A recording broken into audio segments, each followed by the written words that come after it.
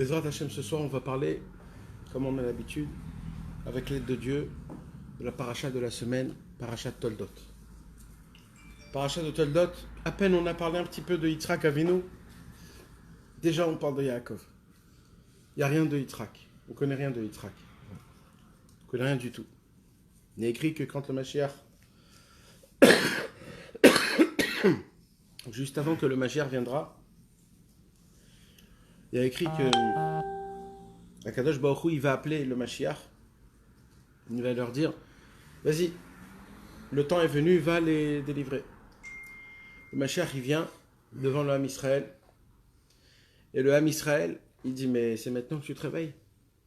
Ça fait 2000 ans qu'on t'attend, tu viens comme ça, du jour au lendemain, sans prévenir, sans rien, comme si de rien n'était. Je m'excuse. Et toutes nos souffrances alors, comme si de rien n'était, on fait comme si de rien n'était. Alors non, on veut pas, on te veut pas. Comme ça, il y a écrit.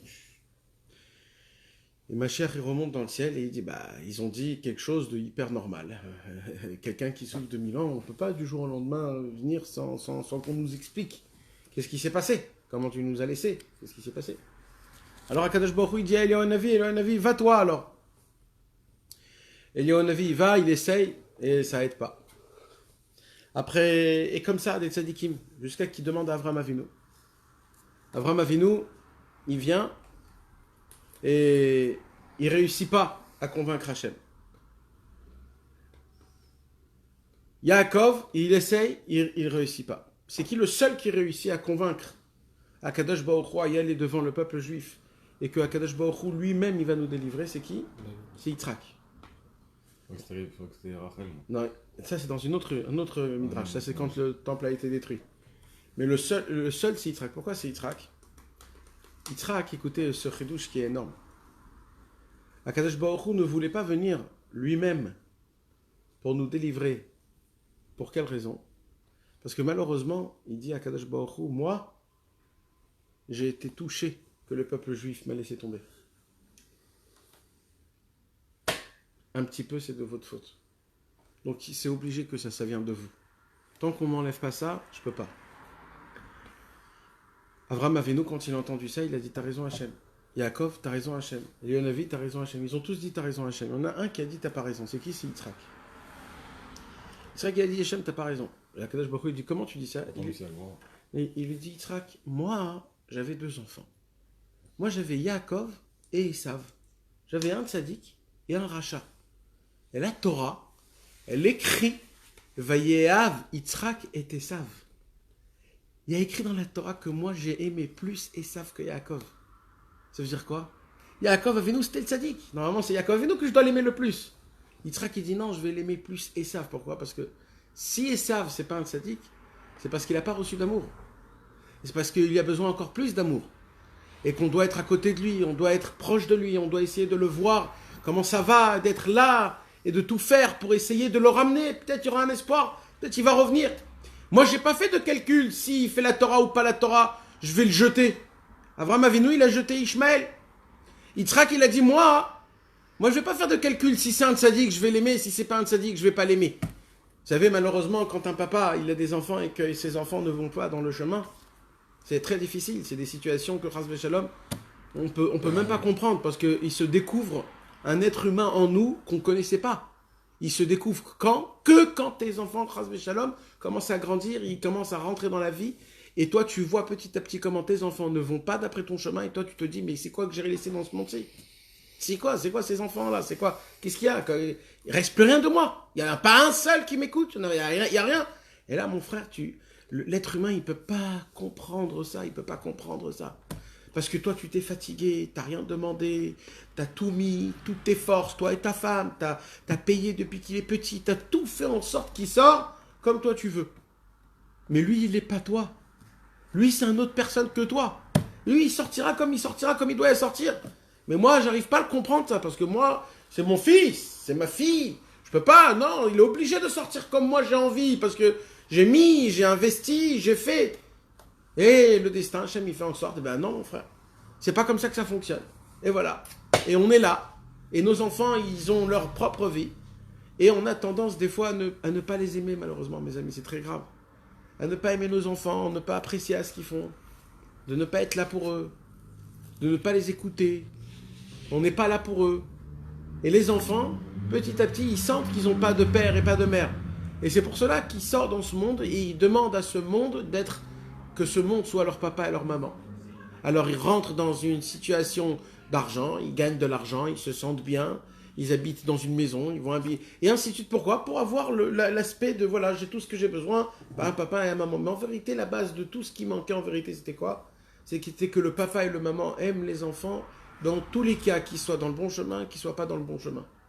Quand Akadosh Baruch Hu a entendu que Yitzhak a aimé Esav, même que Esav était un rachat, Akadosh Baruch Hu, il a dit, là, j'ai plus rien à dire. Et là, Akadosh Baruch Hu a écrit, il sort, et c'est Akadosh Baruch Hu lui-même qui va dire, mes enfants, le moment est venu d'être délivré. Donc on voit, mes amis, cette semaine, qu'il y a quelque chose d'énorme, c'est le lien, le premier, avec un papa qui s'appelle Yitzhak, qu'il essaye d'avoir des enfants, ça fait 20 ans. 20 ans, Rivka, elle a essayé d'emmener des enfants. 20 ans, il a écrit que Yitzhak, il pouvait avoir d'enfants. Si Yitzhak se mariait avec une autre femme, il ne pouvait avoir aucun problème des enfants.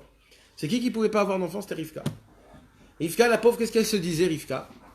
Mis à part qu'elle avait besoin des enfants, Rivka, elle se disait, en vérité, c'est pas moi c'est moi la réchaïte. Pourquoi? Parce que mon mari, Yitzhak, c'est le fils d'Abraham Avinu. Mon mari Yitzhak, il a été sacrifié pour Hachem.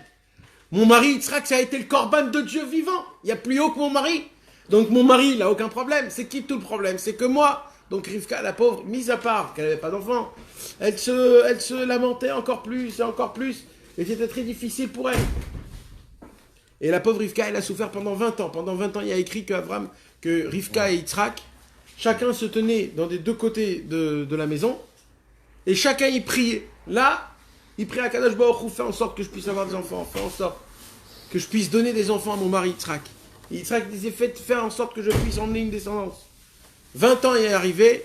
Et après 20 ans de prière, de lamentation, de difficultés, de manque de simcha, d'espoir, de 20 ans de travail, elle tombe enceinte. Et le jour où elle tombe enceinte, le moment où elle tombe enceinte, il se passe un truc que apparemment la Torah elle-même, elle nous en parle. Et si la Torah elle nous en parle, c'est que ça veut dire c'est que c'est pas Stam. La Torah va nous raconter une histoire qui s'est passée il y a 4000 ans dans le ventre d'une maman. Apparemment, si c'est écrit, c'est qu'on doit apprendre de là vraiment des grandes choses. La Torah nous dit que Rivka, pendant sa grossesse, Rivka souffrait énormément. Pourquoi elle souffrait énormément? Parce que son bébé, il n'arrêtait pas de bouger de tous les côtés. Et elle lui frappait, ça le frappait. Et ça lui faisait très très très mal à Rivka. Et la Torah nous dit, Rivka est tellement elle a souffert, que Rivka, elle s'est dit, limite, je ne sais même pas pourquoi j'ai demandé de prier d'avoir des enfants. T'imagines? 20 ans tu pries une prière, et dès que tu reçois la chose, tu ne l'as même pas encore reçue, tu te dis, pourquoi j'ai prié 20 ans? T'imagines comment il est l'être humain?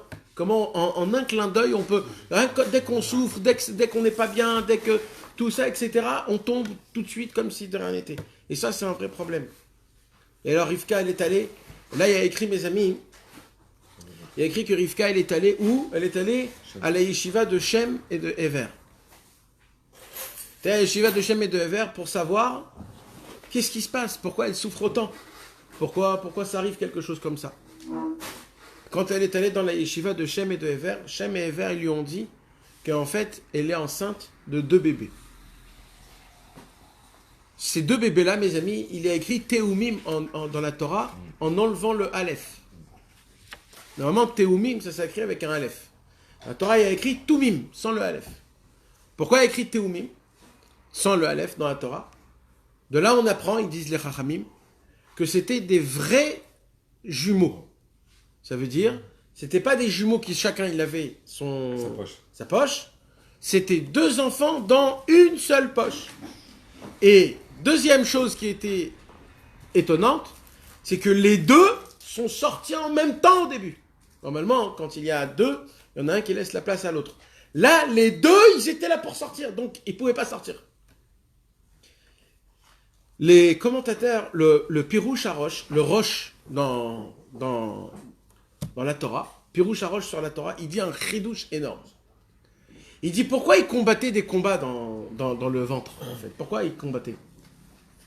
Le Roche dit un chidouche énorme. Il dit, comme Esav était poilu, et que ses poils étaient durs, ça piquait Yaakov dans le ventre.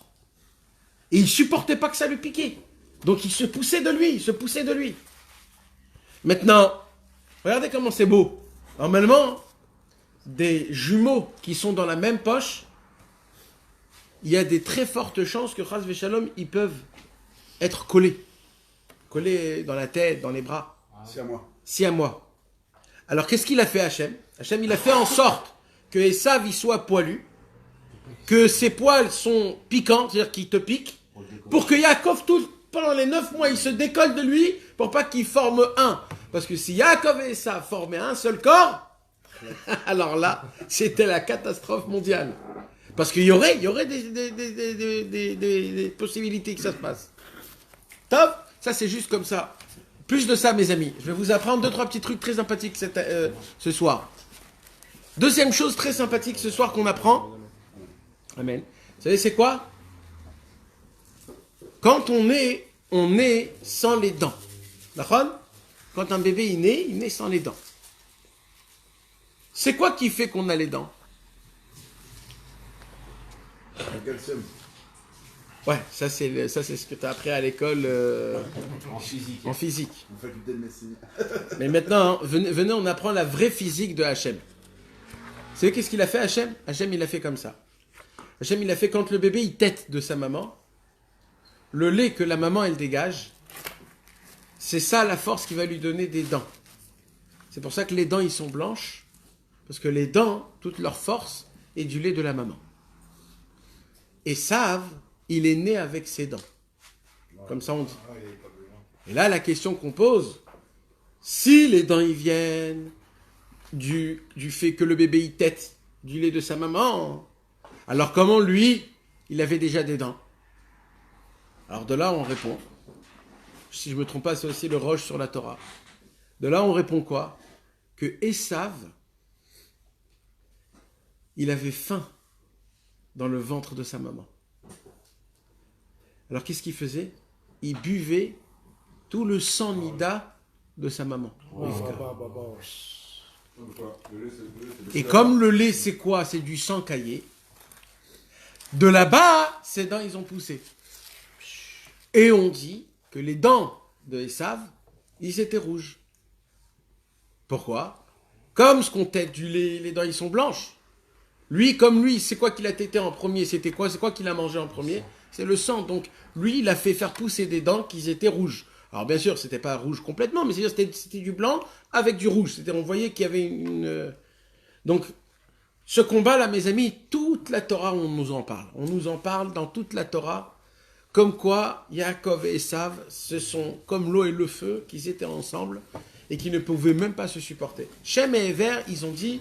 Shne goyim bevitner ou shne leumir mime'aich iparedu. Shem Vever, ils ont dit, tu as dans ton ventre 2 peuples, 2 grands peuples, et chacun prendra des chemins, 2 directions qui ne seront pas ensemble. J'ai jamais compris cette parole qui dit qu'un il maîtrisera l'autre, il sera au-dessus de l'autre. De toute façon, dans les domaines, tu verras. L'aîné, il dominera le. Il y a toujours dans les domaines. Alors, déjà, il faut savoir. Il y a toujours un dominant. Il y a toujours un dominant. Mais d'abord, il faut savoir c'est quoi le Bechor. Déjà, il faut savoir c'est quoi le premier-né. Alors, en hébreu, on dit le Bechor. On a parlé beaucoup du Bechor les derniers temps. Bikurim, vous vous rappelez Bikurim, Bechor? Bechor Peterechem, le Bechor de Hamor. Il y a beaucoup de mitzvot avec le premier-né. C'est quoi le premier-né? Alors écoutez bien mes amis, à l'époque, tous les premiers-nés, jusqu'à qu'on a reçu la Torah au mont Sinaï, tous les premiers-nés, c'était tous des tzadikim. Ils étaient nés des tzadikim. Ils avaient une doucha vraiment très spéciale. Jusqu'à l'étape de la loi, jusqu'à le Mahamad Har Sinaï. Après le Mahamad Har Sinaï, où elle est partie cette doucha? Chez les Kohanim. Et c'est devenu que tous les Kohanim, c'est eux qui sont Kadosh. Mais avant la Torah, c'était qui? Qu'ils étaient tous Kadosh comme des Kohanim, c'était qui? Tous les premiers-nés, ils étaient Kadosh à Hachem. D'ailleurs, c'est ce qu'on dit la paracha quand on met les téphilines. Kadesh li kol bechor, sanctifie-moi. Donc ça veut dire qu'il y a une sanctification. C'est pas ça maintenant il y a bien mettre une gdoucha qui est grande. Mais à l'époque, la gdoucha, elle était encore plus grande. Sauf que cette gdoucha là, elle est allée où? Chez les Kohanim. Mais Bémet, c'est gdoucha. Et c'est ce qu'on voit en vérité, ce qui s'est passé. Mais avant qu'on parle de ça, je voudrais déjà, mes amis, qu'on parle déjà petit à petit les choses qu'on va parler. On raconte une histoire qu'il y avait 2 enfants qui étaient dans le ventre de leur maman. Et les 2 enfants, ils se bagarraient, ils se parlaient. Un, il dit à l'autre, tu sais mon frère, en dehors de là où on habite, il y a un monde exceptionnel, avec du soleil, avec de l'eau, avec des arbres, avec des rigolades, avec du manger, tu peux voyager, il y a des oiseaux. Et son frère à côté qui est là-bas dans le ventre, il dit, mais dis-moi, tu délires ou quoi? Mais t'as pas compris qu'il n'y a rien. On est là, il n'y a que moi et toi, il n'y a rien d'autre. Il n'y a rien d'autre. Il dit, mais si, t'entends pas qu'il y a des choses en dehors du ventre de la maman. Il dit, non, ça c'est les bulles de l'eau qui leur entoure de nous, ça résonne, nous on sait, il n'y a rien. Et comme ça, les deux se bagarraient pendant 9 mois. Un il dit, il y a un monde, l'autre il dit, il n'y a pas de monde. Qu'est-ce qu'il dit qu'il y avait un monde, c'est Yaakov? Yaakov il dit, tu sais qu'il y a un... Alors non, ça c'est une histoire qu'on raconte, ça c'est pas Yaakov et Esav. Ça c'est une histoire qu'on raconte. Et c'est quoi, comment elle se termine l'histoire? Elle se termine l'histoire du fait qu'après 9 mois, qu'est-ce qui se passe? Les 2 bébés ils sortent, et dès que les 2 bébés ils sortent, ils voient que le monde existe.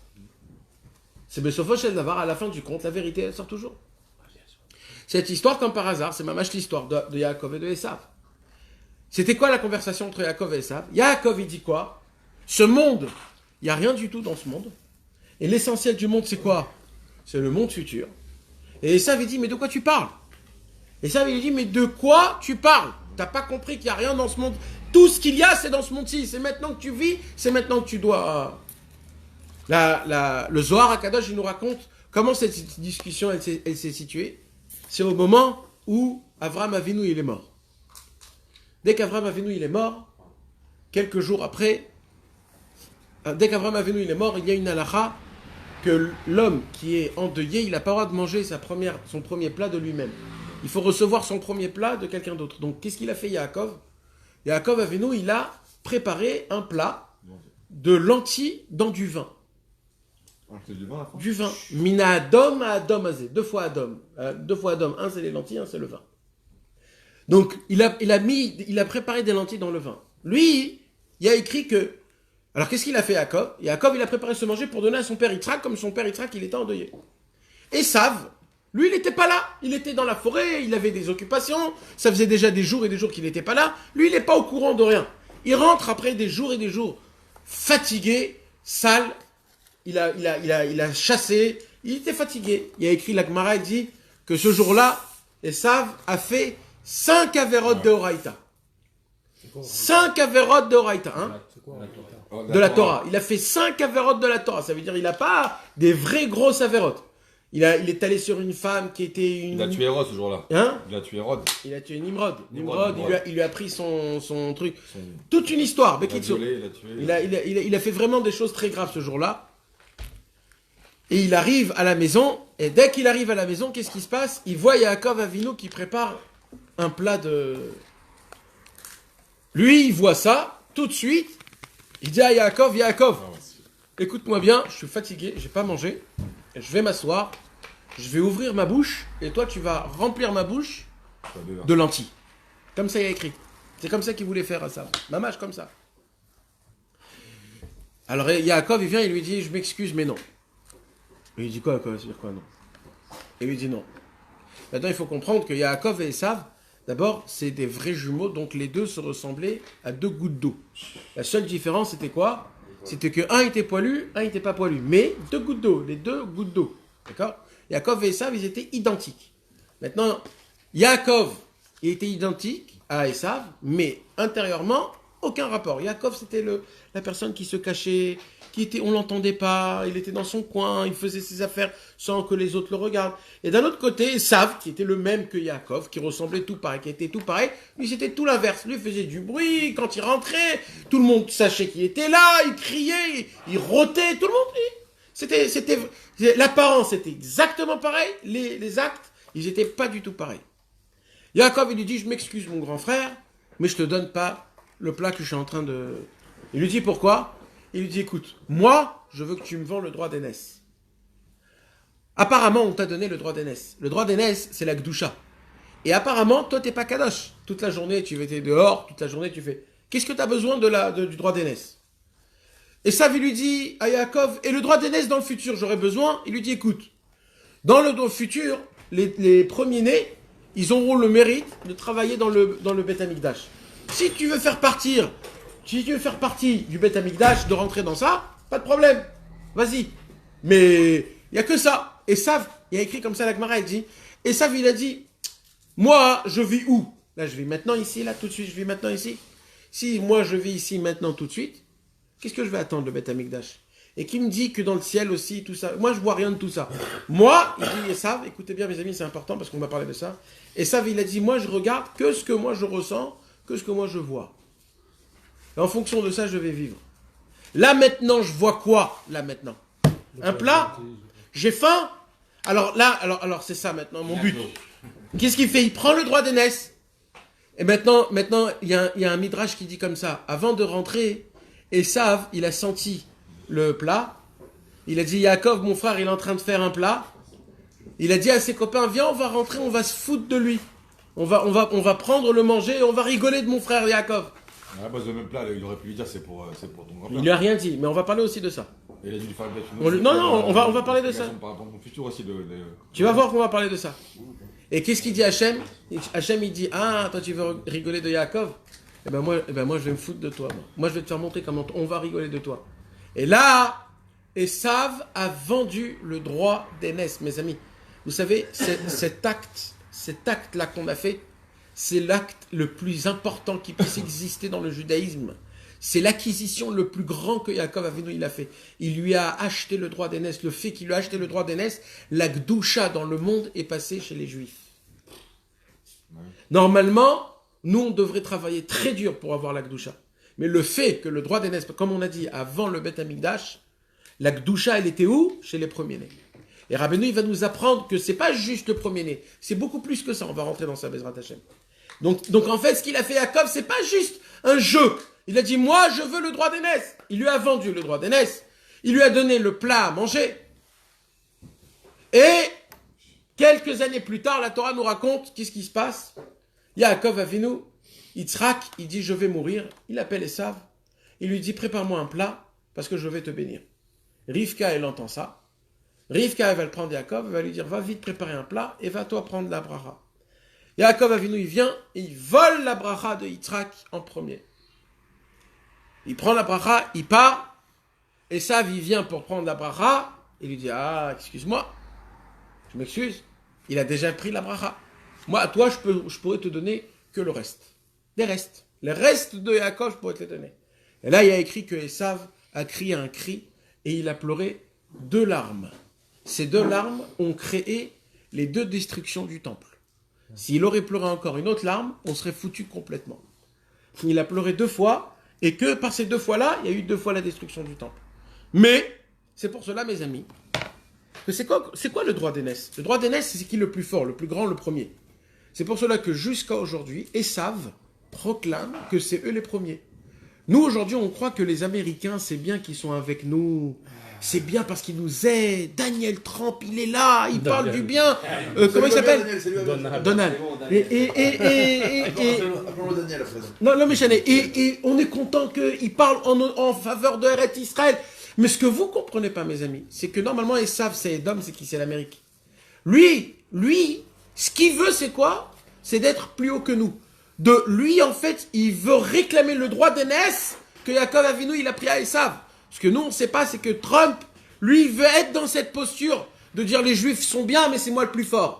C'est moi le premier-né, c'est pas vous le premier-né. Rappelez-vous, c'est pas vous le premier-né, c'est moi le premier-né. Et nous, on croit que c'est bien pour nous que l'Amérique, elle est bonne pour nous. Mais c'est pas du tout ça, c'est très grave. Il faut savoir comme Menachem Begin, quand Menachem Begin, il avait dit, un Juif, jamais il se prosterne, un Juif, jamais il se met debout. Parce qu'un Juif, il doit tenir, il doit être debout, il doit être comme il faut, etc. Et ça, c'est un problème, mais on va pas rentrer dans ça parce que... C'est l'actualité, ça. Non, mais on va pas rentrer dans ça parce que c'est pas notre ignan. Moi, mes amis, ce soir, ce que je voudrais vous parler, c'est quelque chose de très spécial. Vous savez pourquoi? Parce que cette paracha, c'est la seule paracha de toutes les parachiotes, la seule, paracha Toldot, que l'essentiel Torah de cette paracha de la semaine, c'est la Torah Aleph du Likutei Moharan. Donc en fait, Rabbi Nachman de Breslev, quand il a choisi de faire son livre Likutei Moharan et qu'il a choisi de prendre la Torah Aleph et de la mettre en premier du Likutei Moharan, c'est pas Stam. Même il y a Bechor, même dans le Likutei Moharan, la première Torah. Donc apparemment, cette paracha de la semaine, paracha Toldot, c'est pas une paracha parmi plusieurs parachutes. C'est carrément la naissance de Yaakov. C'est quelle naissance de Yaakov? C'est nous. C'est-à-dire, c'est Mamash nous, c'est le commencement de tout. Il n'y a pas une autre paracha qui parle de la Torah Aleph. C'est la seule Torah Aleph qui parle de notre paracha. Donc il y a un truc qui est énorme. Pour qu'on puisse comprendre tout ce qui s'est passé avec Yaakov dans le ventre et quand il a acheté le droit d'aînesse. Alors on va d'abord un petit peu parler de la Torah Aleph et on va voir comment Bezrat Hashem Rabbi Nachman va nous faire parler. Et mes amis, ce soir, le cours de ce soir, c'est plutôt un cours d'essayer de détecter qui est Yaakov, qui est Esav. Parce que toute la paracha, c'est ça. Là, la paracha nous raconte des histoires qui s'est passées avec Yaakov, des histoires qui sont passées avec Esav. On doit choisir à qui on ressemble. Il faut se poser la question, je ressemble à qui? Plus à Yaakov ou plus à Esav? C'est très important. On a les deux, Sachant qu'ils se ressemblent énormément. Bidiouk.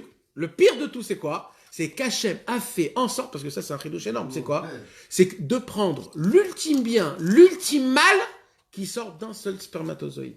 C'est notre balle d'abord. Alors, on va parler aussi de ça aussi. On va parler de ça aussi. Il y a toute une ishtal chez Loud de comment ça s'est passé. Tout a commencé dans le ventre de Rivka. Tout le judaïsme a commencé dans le ventre de Rivka. Le Yetzer Hara et le Yetzer Hatov a commencé dans le ventre de Rivka. Rivka, elle était obligée d'emmener un des jumeaux pour que chacun de nous tous, on puisse avoir de notre tête cette même conversation avec Yaakov et Esav qui est dedans, qui combattent. Et moi, je dois entendre qui? J'entends Esav ou j'entends Yaakov, il dira Beno. On l'entend, on l'a en nous. On l'a en nous. C'est nous. L'ange, il a bien fait tout oublier. Comment il parle de Marloquet, son nom futur, quand l'ange, il a fait déjà tout oublier le but de la venue dans ce monde? Comment ils peuvent déjà faire une... Je sais pas. Ça, c'est des questions que je sais pas. Alors, mes amis, écoutez, parce que la première Torah du Likutei Moharan, comme on le dit toujours, c'est pas une Torah qu'on dit je la connais déjà, je l'ai étudiée. C'est une Torah qui est tellement puissante que elle est tout le temps nouvelle. Alors écoutez mes amis, parce que ça nous parle tellement, et c'est le premier message que Rabbeinu, quand il s'adresse à toi, il veut s'adresser à toi par ce message-là. Donc c'est un message qui flame les touchia, encore double fois important. Rabbi Nachman de Breslev, il nous dit, sachez une chose. Il dit, vous savez, grâce à la Torah, quand un homme il étudie la Torah, quand un homme il étudie la Torah, Bekoar surtout, Torah avec force. C'est quoi, Torah avec force? Ça veut dire quoi? Plusieurs explications. Il y a la première explication, Torah avec force, c'est quoi? Un homme, il n'a pas envie d'étudier la Torah, mais il s'efforce d'étudier la Torah. Ça s'appelle étudier Torah avec force. Même si c'est une minute. Tu as étudié une Torah avec force, une minute. Maintenant, mes amis, sachez une chose. Moi, je vais parler aujourd'hui ce qu'on va parler. Ne croyez pas que moi, je suis dans ce qu'on va parler. Moi aussi, je dois me renforcer dans toutes ces choses-là. Mais il faut savoir qu'on doit tous se renforcer dans l'étude de la Torah, mes amis, parce que malheureusement, on ne s'efforce pas assez d'étudier la Torah comme il faut. Ben, en plus, on a la Torah de Rabbeinu. Aujourd'hui, tout est en français. Il faut s'efforcer d'étudier la Torah. On va apprendre ce soir qu'est-ce qui se passe à l'étude de la Torah. Il dit Rabbi Nachman comme ça. Quand un homme, il étudie Torah Bekoar. C'est quoi Torah Bekoar? Deuxième explication. Deuxième explication. Première explication, quand il n'a pas envie. Deuxième explication, il a écrit Torah Bekoar, c'est-à-dire à voix haute. Torah Bekoar, c'est d'expliquer dans ton langage même des choses qui sont compréhensibles. Des fois, tu te dis, bon, j'ai compris, c'est pas la peine de répéter. Non, il y a une chose qui est très importante, c'est quoi? Il dit Rabbi Nachman, tout ce que tu étudies, explique-le comme si tu l'expliques à quelqu'un. Comme ça, il dit Rabbeinu, c'est très important, il dit de faire ça. D'expliquer dans ton langage à toi, même s'il n'y a personne à côté de toi. Ouais. Tu t'assois comme si tu parles à quelqu'un. Alors Rabbeinu, il dit dans Likutei Moharan, dans la Torah Aleph, comme ça, et tu parles. Pourquoi il dit Rabbeinu? Il dit parce que quand tu sors tes bouches, tu fais un tikkun qui est énorme. C'est une Torah en entière dans Likutei Moharan. Maintenant, ça, c'est très difficile. Parce que des fois, tu es dans ton lit, des fois, tu lis, des fois, tu n'as pas envie. C'est très difficile. Torah Bekoar, c'est tu t'efforces à étudier, à bien expliquer tout ce que tu es en train d'étudier. Et ça, c'est des choses qui sont très importantes. Il y a plein, tout ce qui rentre dans s'efforcer à étudier, ça s'appelle Torah Bekoar. Il dit Rabbi Nachman de Breslev, qu'est-ce qui se passe quand un homme, il s'efforce à étudier la Torah? Il dit, sache une chose, que quand un homme, il étudie la Torah avec force, eh ben sache que toutes les prières qu'il va prier, ils vont être entendues. Ah bon? Pourquoi? Alors il dit Rabbi Nachman, maintenant je vais t'expliquer la question que tout le monde pose. Comment ça se fait qu'on prie et qu'on ne voit pas que les prières avancent? Il dit Rabbi Nachman, c'est tellement simple, il dit Rabbi Nachman, mais c'est tellement simple, pourquoi? Il dit c'est très simple. Quand tu viens devant quelqu'un et que la personne qu'elle demande de l'argent, elle sent mauvais, elle pue, elle n'est pas habillée, pas propre, elle parle mal, il demande d'une manière un peu pas comme il faut. La personne qui voit ça, même si elle a de l'argent, elle ne veut pas lui donner un mec comme ça. Elle dit, il va savoir, j'aime pas, je l'aime pas, voilà, je l'aime pas. Qu'est-ce qu'il faut quand un homme demande quelque chose? Qu'est-ce qu'il faut un minimum de quoi? Du chen, de grâce. De la grâce. C'est quoi de la grâce? C'est ce que c'est le mot grâce? Est-ce que le mot grâce veut dire beau? Non. Non. Beau et grâce, c'est deux choses différentes. Parce que les gens, ils croient que c'est beauté, mais qui est pas physique. Exactement. Ouais, c'est dans mes liens. Grâce, vous savez ce que c'est la grâce? C'est une beauté pas physique. Ça veut dire extérieurement, t'es pas obligatoire d'être beau, mais beau. dès que tu parles, dès que tu fais quelque chose, C'est gracieux. on voit que t'es gracieux, on voit quelque chose. C'est souvent les Tunisiens Le qui charme, quoi. Hein? C'est vrai, C'est ouais. vrai que chez les Marocains, ils sont- Ouais, une sorte de Les Marocains, ils sont plus- le charme, d'avoir ce côté d'attirance. Ils ne demandent pas. Esther, par exemple, Esther Amalka, elle n'était pas belle, Ah mais ouais. elle était gracieuse. Ah bon? Comme ça, il y a Ouais, écrit. c'est marqué, ouais. Va te noset reine bene kolro et a. Sarah. Sarah, elle était Yefator ve Yefatmar, la plus belle de toutes. Elle était belle dans les formes et dans La grâce. la grâce. C'est ma femme, ça. Alors maintenant, alors écoutez mes amis. Il dit Rabbi Nachman, c'est de la même raison. Il dit quand un homme il prie et que ses prières ne sont pas reçues, c'est uniquement à cause du manque de grâce. De quelle grâce? Alors évidemment que Hachem, lui, la grâce de Hakadosh Baruch Hu, c'est pas la même grâce qu'entre humains. Alors apparemment, il y a une grâce où je peux être gracieux et je peux pas être gracieux vis-à-vis d'Hakadosh Baruch Hu. Le Chen, alors il dit Rabbi Nachman, qu'est-ce qu'il faut faire? Alors il dit Rabbi Nachman comme ça. Écoutez bien mes amis le déroulement, comment il se déroule. Il dit Rabbi Nachman comme ça. Sachez, Isha Israël, un homme juif, un Ish israéli, un homme qui veut être appelé un Israël. Aujourd'hui on dit toi t'es israélien, toi t'es israélien. Rabbeinu il dit pour être un Israélien, hein, il faut du travailler. Un vrai Israélien, hein, c'est pas en ayant la Teudat Zut. Un vrai Israélien, c'est quoi? Il dit Rabbeinu, la première Torah. Ish Israéli, c'est quoi un Israéli? Il dit c'est un homme qui regarde la sagesse de chaque chose. Un homme qui... Écoutez mes amis, parce que là, ce que je suis en train de vous dire, ce que Rabbeinu il dit, c'est mamash, c'est pas du tout compliqué, c'est que ça, et tout est dedans. C'est une histoire d'habitude. Il y a une habitude que, quand tu regardes quelque chose, dans ta tête, tu as des choses qui se passent que tu fais pas attention dans le subconscient.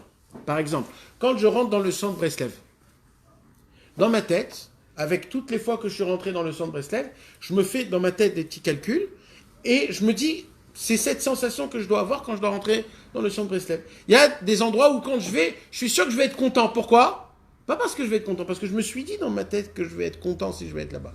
Il y a des endroits où quand je vais là-bas, je suis sûr que je vais pas être bien, et quand je vais là-bas, je vais pas être bien. Mais en vérité, pourquoi je ne suis pas bien? Parce que moi, je me suis mis en condition que quand je vais être là-bas, je vais pas être bien. Donc en fait, c'est moi qui me crée en fait toutes mes sensations. Comment? En fonction de comment tu juges les choses, tu comprends? Donc en fait, tout est dans ta tête. Tout est comment tu vois les choses. Un exemple très simple. Un homme, je rentre dans le centre Breslev, je vois cette table. D'accord?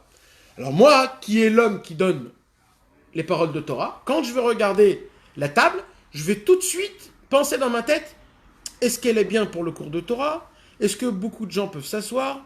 Est-ce qu'elle est pratique? Est-ce que je peux mettre mes pieds? Toutes les pensées que je vais avoir en fonction de mon truc à moi. Maintenant, il y a un autre que quand lui va entrer dans le centre Breslev, il va voir cette table, il va dire, on peut pas faire des séoudotes, hein, il est trop petite cette table. Et comme ça, et chacun, il y a un menuisier qui va rentrer, lui, quand il va voir la table, il va dire, elle est mal coupée cette table, parce que... Et comme ça, chacun, il rentre, et il met son sérel à lui. Il dit Rabbi Nachman, mais c'est quoi la vraie bonne vision qu'il faut avoir? Quoi, c'est ça le but, que chacun, il a sa propre vision de chaque chose? Alors nous deux, on va parler de la table. Toi, tu vas être autre part. Moi, je vais être autre part dans la même table. Et on croit qu'on a eu une discussion. On n'a pas eu de discussion. Parce que lui, c'est un municier, il parlait de la municier. Moi, je parlais de mon cours de Torah. On n'a pas eu de discussion. Et on a parlé 2 heures. Alors, ça serait quoi? La sagesse dans la chose. La sagesse dans la chose. Le langage parfait. Safa Broura, comme il y a écrit, quand ma chère viendra, il y aura une seule langue. C'est quoi une seule langue? On sera tous connectés, on saura de quoi on parle. C'est de quoi qu'on parle, il dit Rabbi Nachman. Vous savez que chaque chose qu'il y a dans le monde, il y a une sagesse derrière. D'accord? Quand quelqu'un il fait un mécarrière, comment on dit, un congélateur, d'accord? C'est pas un homme qui s'est levé le matin et qui a cherché pendant 30 ans de créer un congélateur pour rien et il a créé un congélateur. C'est pas pour ça. C'est un homme, il a vu qu'il faudrait mettre des aliments dans le droit, il a pensé, il y a toute une idée, il y a toute une sagesse derrière.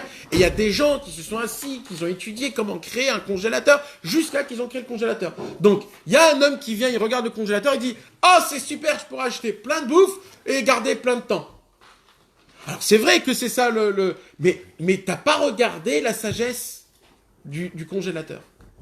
T'as regardé quoi alors? Les bienfaits de la sagesse. Tu t'es regardé que toi. Le sauf d'avoir. Que toi. Le sauf. Que ce que le monde peut te rajouter. Mes amis, la différence entre Yaakov et Esav, c'est quoi? C'est cette vision-là. Voilà, je vais vous dire un truc, mes amis. Cette vision-là a fait en sorte que Yaakov et Esav aillent dans 2 côtés. Sans cette vision-là, Yaakov et Esav seront les mêmes. Vous imaginez que la seule chose qui différencie Yaakov de Esav, c'est cette vision-là. Cette vision-là peut t'emmener très loin. Quoi? Comment tu regardes le monde? Comment le monde, il te parle? Est-ce que toi, tu regardes le monde en fonction que le monde, il doit travailler pour moi? Le monde, il doit me servir? Tout en fonction des goûts, de mes envies. Je vais acheter un lit pour bien dormir, une maison pour bien rien faire, etc., etc. Ou alors, une maison pour faire Shabbat, ou alors un lit pour prendre des forces dans la Vodat Hashem. Tout, c'est la façon... Tu regardes l'effet, mais pas la cause. Exactement, mais ne crois pas que c'est... Parce qu'il y a des gens qui croient que l'effet, c'est le plus important. Sache que ce qui t'a emmené à faire la chose, c'est ça le plus important de tout. Parce que... Mais en quoi ça va te servir d'aujourd'hui? Tu Ah, vas gagner en chaque jour, tu vas faire ça, c'est des mondes. Non, c'est une habitude, en une seconde tu le fais, parce que tu le fais déjà ça, mais en mal. C'est ça ce qu'il te dit Rabbeinu. De tous les cas, tu le fais déjà ça, mais dans le mal. Alors il dit Rabbeinu, fais-le dans le bien. Alors attends, j'ai pas encore expliqué c'est quoi le concept. Déjà, il faut savoir une chose, mes amis. Comme dans le monde, chaque chose qui a été créée se tient derrière ça des cerveaux énormes, qui se sont assis, qui ont réfléchi, qui ont créé la voiture pour qu'un homme puisse voyager à droite à gauche, que ça soit facile, etc., etc. Combien de gens ils se sont assis pour créer une voiture, mes amis? Combien? Des centaines, des milliers de personnes qui ont réfléchi. Ils ont réfléchi quoi? Comment faire en sorte que ça soit pas assez grand, pas assez petit, qu'on puisse mettre un peu, etc. Tout que ça soit le confort. Combien il y a eu de pensées? Combien il y a eu de pensées? Alahat Kama avec Kama a plus forte raison, mes amis, quand Akadosh Baruch Hu, il a créé ce monde. C'est certain que tout ce que Akadosh Baruch Hu, quand il y a une sagesse qui est énorme, qui se cache derrière chaque chose que Dieu il a créée dans ce monde. Maintenant, et nous, on doit trouver la raison pour laquelle les choses, ils sont là. Pourquoi? Parce que c'est Hachem, il a créé pour moi. Moi, je dois voir comment la chose doit me servir en fonction du vrai service divin. Et ça s'appelle qu'Akadosh Baruch Hu a créé un monde, pas en vain. Akadosh Baruch Hu, ça se pourrait qu'il a créé un monde en vain, c'est quand l'homme, il croit que le monde le sert. Mais quand moi, je sais que je sers Hachem, et le monde, il m'aide à servir Hachem, là, Hachem, il a créé un monde pas en vain. C'est-à-dire, tu vas voir le patron de Renault, tu lui dis, c'est bien, tu as créé une belle voiture. Mais sache que tu t'es planté, sache que c'est pas ça la vraie raison. Exactement. La raison pour laquelle tout ce que tu as fait, c'est pas du tout ça.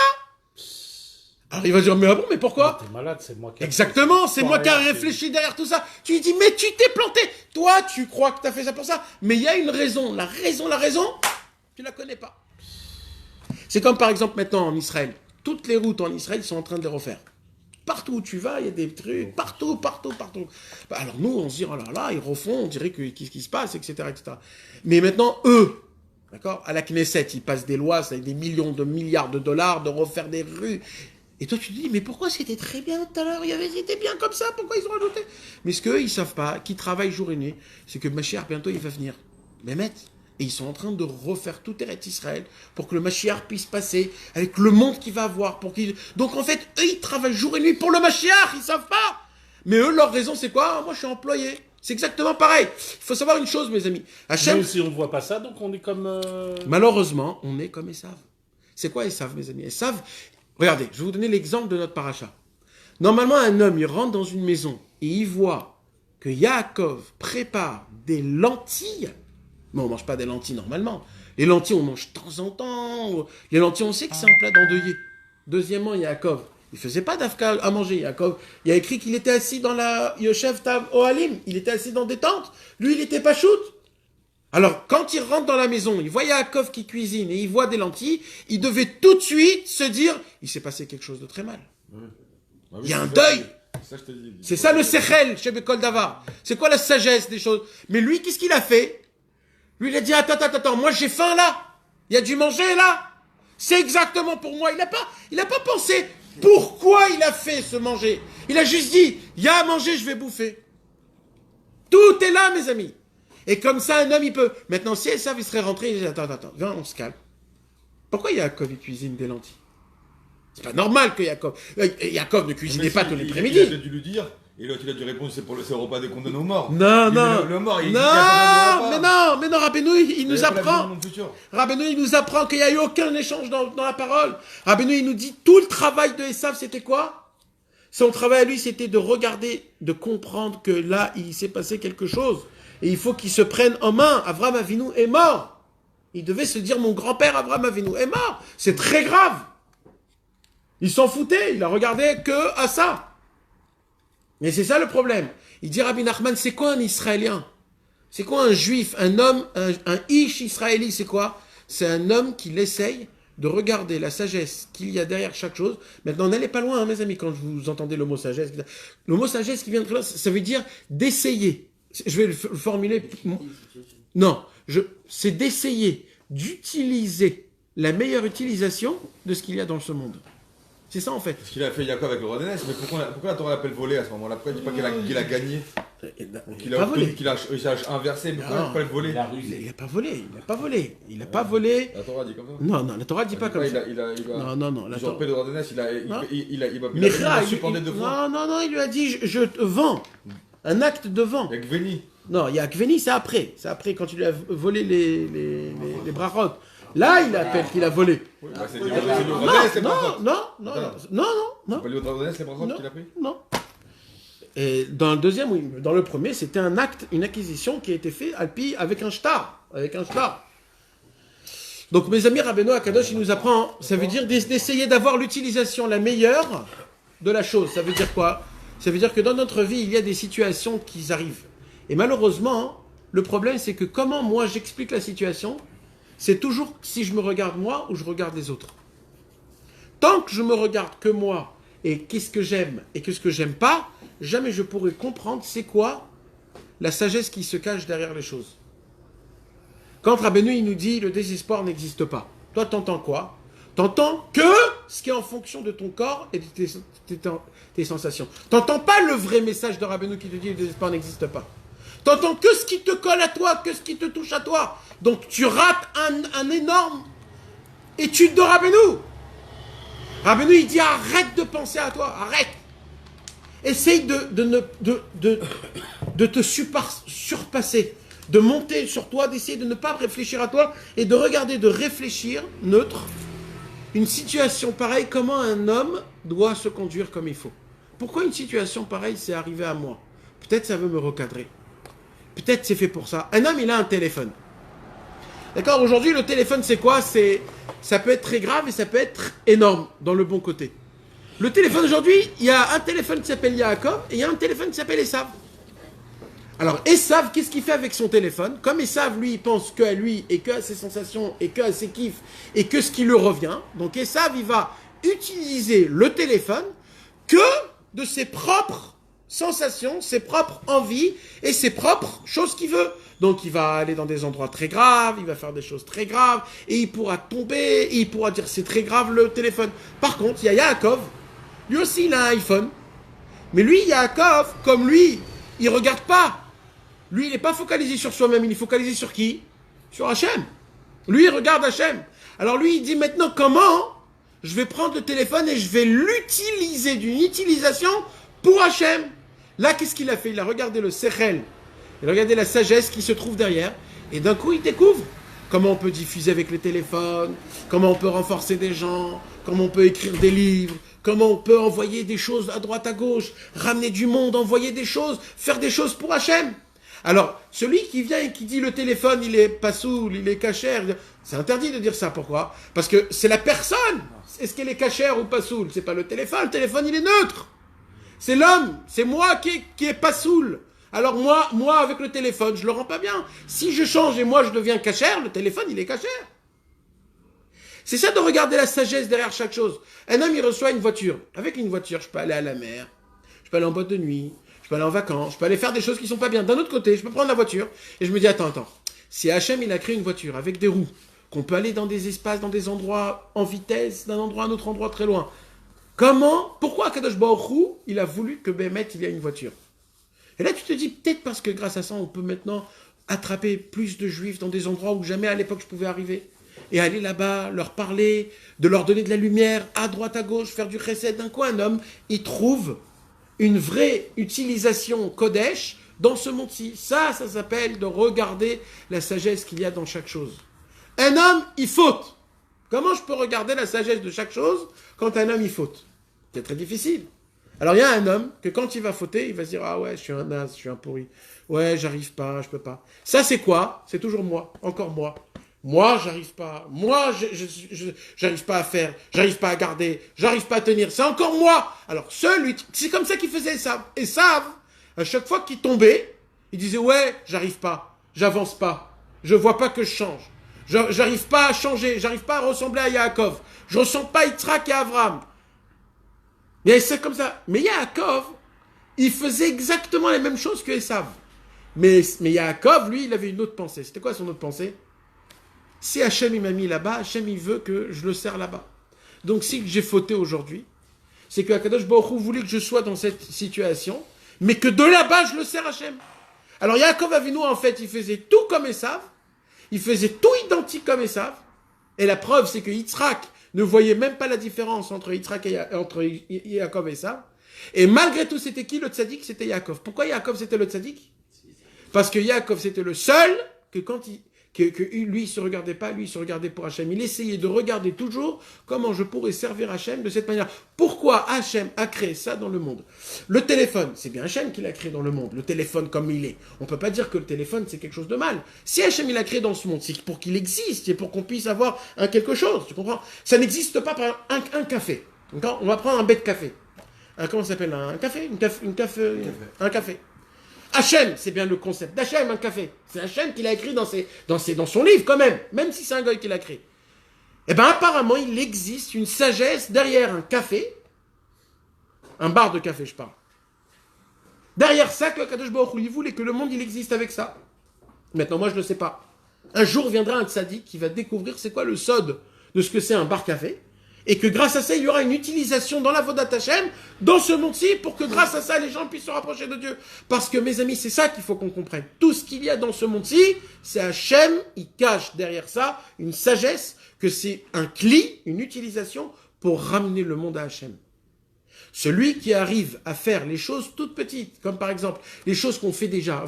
Parce que nous, quand on pense à ça, on dit, ah ouais, mais moi, jamais je peux comprendre ces choses-là. Alors, moi, je te demande pas de commencer à expliquer toutes les situations de ta vie. Moi, je te demande une seule chose. C'est quoi? C'est que déjà, les choses que tu fais, déjà, mets un peu de sechel dans ta tête. Tu mets déjà les téfilines le matin? Pose-toi la question, pourquoi tu mets les téfilines le matin? Pour attacher le cerveau avec le cœur, parce qu'Akadosh Baruch Hu, il me l'a demandé, parce que quand on prie, qu'on fait le kriyat shema avec les téfilines, alors grâce à ça, je fais une édoute, je fais un témoin qu'Akadosh Baruch Hu, il est là, et que le ciel et la terre. Pense à ça! Ça s'appelle regarder le sechel chez Bechol Davar. Maintenant, je vais vous apprendre c'est quoi le Sechel chez Bechol Davar dans la Vodat Hashem du Yom Yom. Il y a des fois des gens qui commencent à essayer de se prendre dans la Vodat Hashem, et ils commencent à garder leurs yeux, à ne pas parler avec des gens spéciaux, et à faire comme ça, et comme ça, et comme ça. Et petit à petit, ils se courbent, et ils commencent un petit peu à perdre le goût de la vie. Alors, de regarder le Sechel chez Bechol Davar, c'est de te dire, est-ce que c'était mieux de servir Hachem Bessimcha ou de servir Hachem pas Bessimcha? C'est quoi le meilleur? Si maintenant je sers Hachem, mais pas Bessimcha, est-ce qu'Akadosh Baruch Hu, il est content de mon avodat Hachem? Apparemment non. Alors, je dois mettre le point là où il ne faut pas. Donc, je dois regarder le Sechel chez Bechol Davar, je dois regarder la sagesse qui se cache derrière. C'est quoi la sagesse qui se cache derrière? Que l'essentiel, c'est la Simcha. Maintenant, moi, je dois tout faire pour la Simcha. Donc, mes amis, de regarder la sagesse qui se garde derrière chaque chose. C'est-à-dire d'essayer de capter c'est quoi l'utilisation exacte que Hachem il a voulu qu'on utilise tout ce qu'il y a dans ce monde-ci. Et ça, lui, quand il regardait le monde, il le regardait d'un œil qui était que pour me servir à moi. Yaakov, que pour te servir à Hachem. Il dit Rabbi Nachman comme ça. Écoutez bien, mes amis, comment ça fonctionne. Jusqu'à maintenant, je vous expliquais juste le moussag Sechel chez Bechol Davar. Est-ce que vous avez compris? Vous êtes fatigué? Vous voulez des coussins? On apporte des coussins avec des petites... Alors écoutez, mes amis, comment c'est beau. Il dit Rabbeinu comme ça. Le problème, il dit Rabbi Nachman, le Sechel, la sagesse, c'est une lumière qui est énorme. Énorme. Pourquoi? Dans la Torah, la sagesse est comparée au soleil. Et le soleil, mes amis, c'est quoi? C'est la lumière du monde. Donc la sagesse, elle est Ensof. Donc, jamais je pourrais découvrir c'est quoi la sagesse qui se cache derrière chaque chose. Rabbeinu, il dit, Nachon, t'as raison. C'est de lui-même. Il dit, Rabbeinu, est-ce qu'on peut vraiment mettre et aimer est-ce qu'on peut vraiment profiter du soleil? En vérité, non. C'est pour cela qu'Hachem, il a fait une couche sur le soleil, il a fait une couche sur le monde, il a mis aussi la lune. Il dit, Rabbeinu, qu'est-ce qu'il faut faire alors? Il dit, Rabbeinu, la chorma, la sagesse, elle est trop grande, comme le soleil. Le soleil, il est trop grand. Alors, il faut quoi? Il faut la lune. Il dit, Rabbeinu, c'est quoi la lune? C'est la malchoute. C'est quoi la malchoute? C'est la tmimout, la simplicité. La tmimout, la pshitout. La emuna, c'est quoi? C'est la contraction. Il dit Rabbi Nachman comme ça. Au début, il faut avoir la chorma. Quand tu as la chorma, il faut déjà essayer de chercher minimum que tu peux, même le plus simple, de la sagesse qui se cache derrière les choses. Le plus simple, les choses les plus simples. C'est-à-dire d'essayer de se rappeler c'est quoi la raison de chaque chose que tu fais. Dès que tu fais ça, il dit Rabbeinu, tu as la lettre chet qui s'habille sur toi. Pourquoi? Parce que tu as fait rentrer la chorma. Chorma, chet. Première lettre de chorma, c'est chet. Il dit Rabbeinu, mais quand tu vois que c'est trop grand pour toi, la sagesse, et que tu peux pas, il faut que tu contractes. Alors comment tu contractes? Tu vas dire, c'est vrai qu'il y a une sagesse derrière chaque chose. Mais moi, je suis tellement petit que je comprends rien.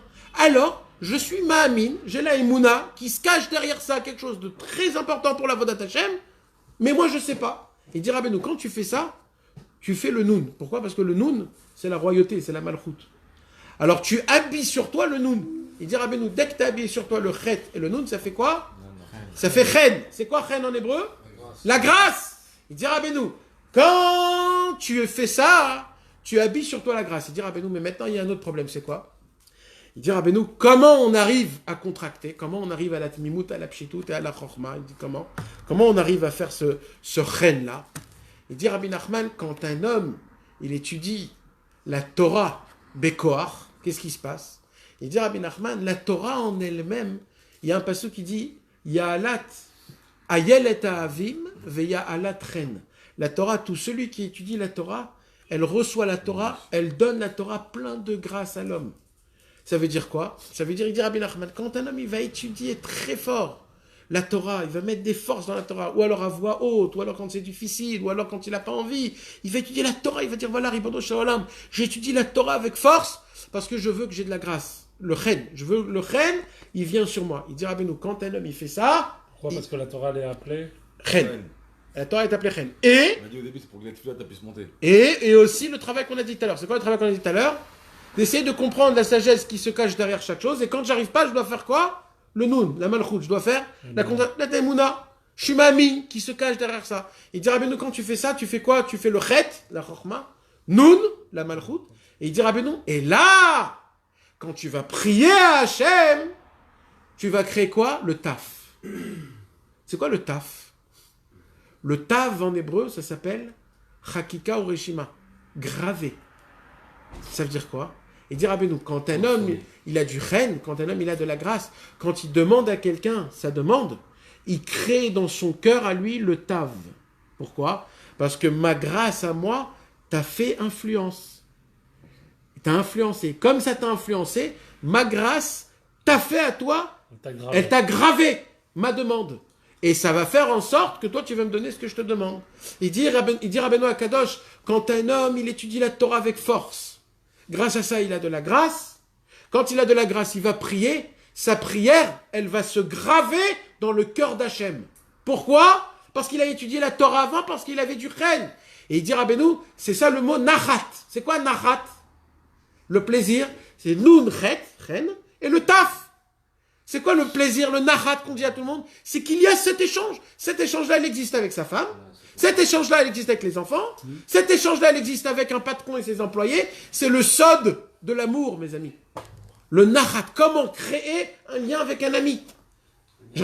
Un lien agréable. Comment je peux faire en sorte que mon ami me comprenne? Chet nun taf, nachat. Et on a du plaisir ensemble. Quand on dit chez Yeler nachat, ça veut dire quoi? Ça veut dire que le lien avec toi et tes enfants, il sera parfait. Et maintenant, il me dit Rabbeinu, maintenant je vais vous expliquer ce qui s'est passé avec Yaakov. Yaakov Avinu, il a compris que c'est lui le droit d'aîné. C'est quoi le droit d'aîné? Il dit Rabbi Nachman, c'est quoi le droit d'aînesse? Il dit, c'est quoi dans les qualités le droit d'aînesse? La qualité qui est droit d'aînesse? Chorma. D'où on sait ça? Réchit, chorma. C'est quoi le réchit? C'est quoi le premier? C'est la chorma. Donc en fait, la chorma, elle était où au début? Chez Esav. Qu'est-ce qu'il a fait Yaakov? Il a dit, viens vite, je t'achète ta chorma. Ça veut dire quoi? Toute la sagesse que toi tu as pour regarder le sechel chez Bechol Davar, la sagesse qu'il y a dans chaque chose, donne-le-moi moi parce que toi tu l'utilises dans tes tavot. Toi, quand tu vois une femme, tu dis, oh là là, celle-là. Mais normalement, un homme, quand il voit une femme, il doit vite baisser ses yeux. Pourquoi? Parce que celui qui pense qu'à lui, il dit, lui dans sa tête, il se dit combien de plaisir cette femme peut me proclamer. Mais un homme qui s'attache à Kadosh Baruch Hu, quand il voit cette femme, il baisse ses yeux. Ou alors, il rentre pas dans ça, et ainsi de suite. C'est chacun en fonction de ses propres... Donc il dit, comme Yaakov Avinu, comme Esav l'utilisait dans le mauvais côté, Yaakov il lui a dit, donne-moi le droit d'aînesse, moi je veux l'utiliser dans le bon côté. Esav il lui a dit, en vérité, t'as raison, parce que moi, à chaque fois que je voyais quelque chose, je le voyais dans la Gdusha, mais je voulais pas, je voulais le voir dans la Touma. Maintenant que je vais vendre mon droit d'aînesse, je pourrais faire mes tavot parfaitement. Alors il a dit, je te donne tout. Yaakov, il était content. Maintenant, quand il dit Rabbi Nachman, en vérité, qu'est-ce qu'il a eu dans Réchit Chorma? C'est quoi ce qu'il a écrit après? Réchit Chorma, Yirat Hashem. Dès que tu as la Chorma, tu as la crainte de Dieu. Qu'est-ce qu'il a fait Yaakov? Yaakov, il a dit, maintenant que j'ai acheté le droit d'aînesse, que je peux voir le Sechel chez Bechol Davar, il y a écrit que Yaakov, il est parti étudier 14 ans chez Shem Vever. Il a étudié la Torah, pourquoi?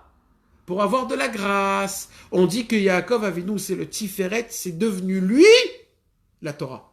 À chaque fois qu'on parle de la Torah, c'est Yaakov Avinu. Yaakov Avinu, c'est le représentant de la Tiferet de la Torah. Yaakov Avinu, il a compris que l'essentiel maintenant pour tout, créer le judaïsme, c'est quoi? C'est d'étudier la Torah pour qu'il puisse avoir de la grâce, pour que grâce à ça, ses prières soient entendues. Quand il va prier, qu'à la fin de tous les temps, Yaakov et Esav, que Esav ne gagne pas la guerre à la fin de tous les temps. Et quand il a dit Yaakov, il a dit quoi Yaakov? Atzileni miyad achi miyad Esav. Hachem, sauve-moi. Pour que Yaakov Avinu, il dise ces mots-là. Parce que bientôt, on va lire dans la paracha, il y a écrit que Yaakov Avinu, il a eu très peur de Esav. Quand il va pas le rencontrer. Et on dit comment Yaakov Avinu, il a eu peur de Esav? Yaakov, de son frère, comment il a eu peur? C'est ce qu'ils disent les Baal Shem Tov. Il devait avoir peur. Pourquoi? Parce que Esav, c'est vrai qu'il était fort dans la Touma, mais il était aussi dans la Gdusha fort. Alors il devait avoir peur. Et c'est pourquoi Yaakov Avinu, il est allé étudier la Torah 14 ans, il n'a pas dormi jour et nuit? Pour une seule phrase, pour que cette phrase, quand elle monte dans le ciel, elle soit reçue parfaitement. Quelle? Atzileni miyad achi miyad Esav. Sauve-moi de mon frère de Esav. De sa main. De un. De sa main. Non, mais il a dit de mon C'est le frère. miyad achi miyad Esav. Il a dit de mon frère. Mais ça veut dire quoi? tout de suite. Ça veut dire, et pour que cette prière elle puisse être entendue dans le ciel, il a étudié 14 ans, mes amis. Pourquoi? Parce que quand un homme il étudie la Torah, il a du chen, et le chen, la prière est reçue. Donc en fait, tout ce qui s'est passé là, en fait, il s'est combattu pour nous, Yaakov Avinu, pour nous sauver à nous de Esav. Mais on apprend quoi aussi? Que il est où le mal? C'est ton frère. Donc on croit que le mal, il ne nous appartient pas, on croit, le mal c'est ton frère, Esav c'est ton frère. Dans la tête, mes amis, on a tous de Yaakov et de Esav. Et si vous voulez approfondir un peu plus encore, mes amis, vous savez c'est qui le Yaakov et Esav? C'est comme tu as dit tout à l'heure, c'est le Yetzerara et le Yetzeratov, il dit Rabbeinu dans la Torah ici, mais ça peut aller encore plus loin, c'est quoi? C'est chacun qui est en nous. Mais il y a plus que ça, c'est qui? Il dit Rabbeinu, toute l'histoire du Chacham et du Tam, c'est l'histoire de la paracha de la semaine. Normalement, un homme, il devrait étudier toute l'histoire du Chacham et du Tam et regarder c'est quoi Yaakov, c'est quoi Esav, et de se dire à qui j'appartiens. Parce que Bémet, Yaakov, Rabbeinu, il a fait une histoire en entier en nous décrivant, comme si que Rabbeinu, il a prolongé la Torah. Je vais vous raconter un peu plus ce qui s'est passé avec Yaakov et Esav. Le Chacham et le Tam. Mamash Taza. Encore une dernière chose. Rabbi Nathan, il dit Esav, ça vient du mot Assoui. C'est-à-dire quoi Assoui? Fait déjà. Fait. Déjà fait. Esav, lui, ce qu'il voulait voir dans sa tête, c'est est-ce que j'ai fait ou j'ai pas fait. Je me suis levé Chatzot ou je me suis pas levé Chatzot. Je suis allé au mikvé ou je suis pas allé au mikvé. J'ai fait ma tefila ou j'ai pas. Assoui, lui, il voulait juste voir, j'ai fait. Yaakov, lui, il voulait voir une autre chose. Qu'est-ce que j'ai fait pour? Comment ça s'appelle l'effort. Yaakov Avinu, lui, il voulait voir qu'une seule chose. Est-ce que j'ai fait l'effort pour? Est-ce que j'ai fait l'effort pour? On l'appelait Israël aussi. Après, Israël. C'est pour ça qu'on l'appelait Israël. C'est pour ça qu'ici, Rabbeinu, il parle de Ish Israéli. Parce que normalement, dans l'écouté moral, Rabbeinu, il ne parle pas de Ish Israéli. Pourquoi? Parce que ce travail-là, c'est qui l'a fait en premier? Yaakov Avinu. Yaakov Avinu, il est appelé Israël. C'est pour ça que c'est Israël. Et c'est pour ça que Rabbeinu, il parle d'Israël. Donc le vrai travail d'un Israël, c'est quoi? C'est un combattant. C'est d'essayer de regarder les utilisations de ce qu'il y a dans ce monde-ci que dans le bon, d'essayer de regarder le côté de Hachem, le côté divin qu'il y a derrière chaque chose. Pas le côté du mal, du mauvais. Il dit Rabbeinu, rien que de le regarder, ça suffit. Tu fais partie de Yaakov. L'Aïnara Nachon. Ça, il doit avoir. Et on sait combien l'Aïnara il peut faire du mal et combien l'Aïn Tova il peut faire du... Il y a du Pshitout, il y a Emouna aussi. Et c'est ça l'Aïnara, l'Aïmouna et la Pshitout. Même s'il y a, je sais qu'il y a. En vérité, ce qu'il a fait, ça, il a réfléchi logiquement. Il a dit mais je suis déjà l'aîné, moi. Pourquoi je peux pas te vendre quelque chose que je suis déjà moi? Je te le vends si c'est ça que tu veux, mais il pensait lui de l'avoir roulé en fait, parce qu'il dit je suis déjà fait moi. Moi, c'est déjà fait, je suis déjà l'aîné. Mais en fait, il avait vu la rencontre qu'il y avait dans la chose. Yaakov, il a fait. Donc encore une fois, le Sechel Shebechol Davar. Voilà mes amis, c'était la Torah. Ce cours, il fait que commencer. Maintenant, il germe dans vos corps. Ah ouais. Mais il faut le... Il y a les deux. Ouais, Si vous pourriez avoir le temps de lire au moins le Chacham Etam, ou alors d'essayer de lire en français la Torah Aleph, pour essayer de comprendre, parce que Bémet, mes amis, il y a une ségoula de comprendre qui on est Bémet ce soir. C'est important de savoir, pour qu'on puisse appartenir à quelque chose de bien et de tov. Bezrat Hashem, et de choisir le chemin de Yaakov Avinu, Bezrat Hashem. Rosh Chodesh, Mevorach. Ah, et Chodesh Tov ou Mevorach, Chodesh Kislev. C'est qui ça?